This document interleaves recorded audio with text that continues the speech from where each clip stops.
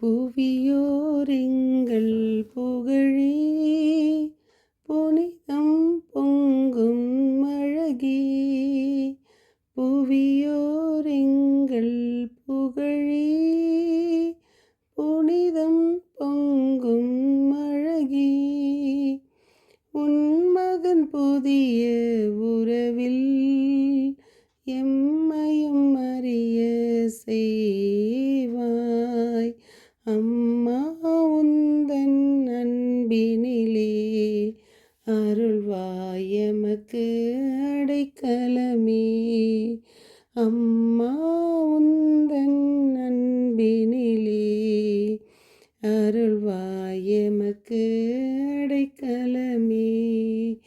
இறைவன் படைத்த எழிலே இயேசுவை தந்த முகிலே, தூய்மை பொழியும் நிலவே துணை வாழ்வில் நீயே. அம்மா உந்தன் அன்பினிலே அருள்வாய் எமக்கு அடைக்கலமே. என் இனிய உறவுகளே, நாம் இன்று 12/12/24 இருக்கின்றோம். நாம் இன்று புனித குவாடலுபே அன்னையின் விழாவை கொண்டாடுகிறோம். அன்று அன்னை அந்த மலையில் ஒருவருக்கு காட்சி தந்து அங்கு பனி இல்லாத இடத்தில் பனியையும் அந்த ஒரு அற்புதத்தையும் செய்தவர். அதேபோல் அன்னையின் அற்புதம் தினம் நம் வாழ்க்கையில் நாம் தெரிந்து அனுபவித்து கொண்டும் வருகிறோம். தூய ஆவியானவர் நம்மை என்றும் நம்மோடு அன்னை மரியின் அரவணைப்பில் நாம் தொடரும். சங்கீத தொடர்ச்சி 61 1 2 3 4. இன்றைய நீதிமொழிகள் 30 13 14 15. இன்றைய வாசகம் நமக்கு எசையா நூலிலிருந்து 41 13 20. இஸ்ரேலின் தூயவரே உன் மீட்பர், நானே உன் கடவுளாகிய ஆண்டவர், உன் வலக்கையை பற்றி பிடித்து அஞ்சாதே, உனக்கு துணையாய் இருப்பேன் என்று சொல்பவரும் நானே. இன்றைய தூய நற்செய்தி வாசகம் மத்தேயு 11 11 15. ஆண்டவர் நமக்காக ஒவ்வொரு நாளும் இந்த வசனங்களை கொடுத்து கொண்டு வரும்போது, அக்காலத்தில் இயேசு கூட்டத்தின் கூறியது, மனிதராய் பிறந்தவர்களுள் யோவானை தவிர வேறு எவரும் பெரியவர் தோன்றியதில்லை. ஆயினும் மிகச் சிறியவருள் அவரினும் பெரியவரே என நான் உறுதியாக சொல்கிறேன். இதில் நமக்கு இந்த சிறியவருள் பெரியவரே என்பதை, அதேபோல் நாம் எந்த வேலை செய்தாலும் நாம் விசுவாசத்தில் செயலற்ற விசுவாசம் செத்த விசுவாசம், அதுபோல் நாம் செயல்களில் நம் விசுவாசத்தை காட்ட வேண்டும். அதான் நம் எசையா நூலில் சொல்வது போல, சொல்பவரும் நானே, ஆனால் உனக்கு துணையாக இருப்பேன் என்ற ஆண்டவர் தூயவர் என்ன உன்னுடைய புத்தியை கூர்மையான போரடிக்கும் கருவியாக்குவேன் என்று சொல்கிறார். அதேபோல் நமக்கு ஒரு செய்தி நமக்கு 1940ஆம் ஆண்டு பால கல்யாண சுந்தரம் என்பவர் தமிழ்நாட்டில் ஒரு இடத்தில் பிறக்கிறார். அவருக்கு படித்து முடித்துவிட்டு ஒரு பள்ளியில் வேலை செய்கிறார்.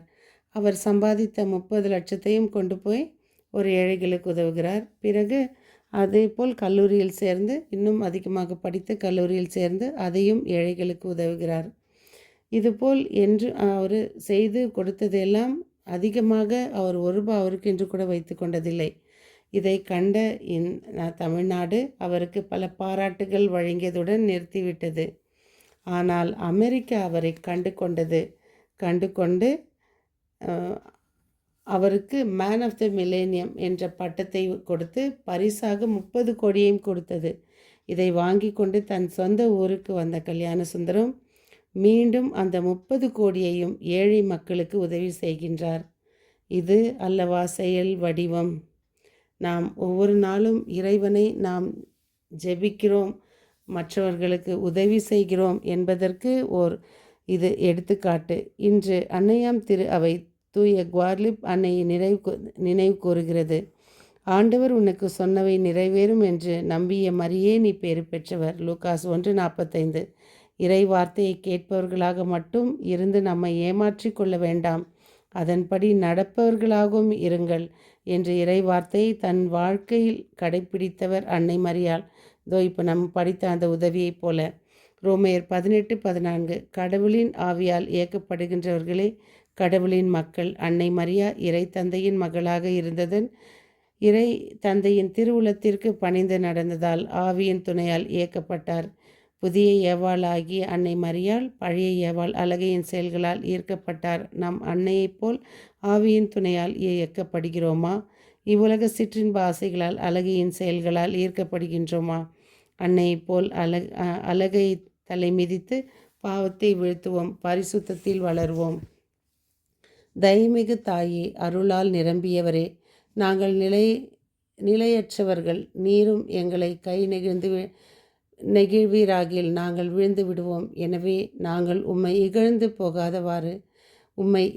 போகாதவாறு எங்களை உம் கரத்தால் பற்றி கொள்ளும்.